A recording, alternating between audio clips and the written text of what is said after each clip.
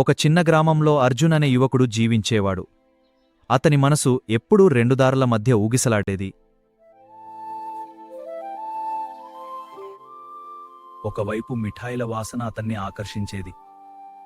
ఒక్కటి తింటే చాలు అనుకుంటాడు, కాని కోరిక పెరుగుతూ ఉండేది.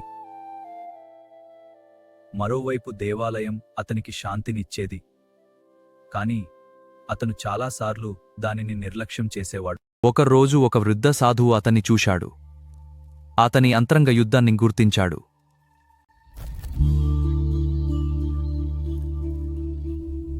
నీ లోపల రెండు శక్తులున్నాయి, రాగం మరియు ద్వేషం.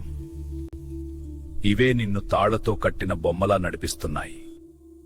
నీవు నిజంగా స్వేచ్ఛగా ఉన్నావా, లేక నీ ఇష్టాలు అనిష్టాల చేత నడిపించబడుతున్నావా? జ్ఞాని వాటికి బానిస కాదు, వాటిని గమనిస్తాడు కాని వాటి చేత నడవడు. ఇదే నిజమైన స్వేచ్ఛ.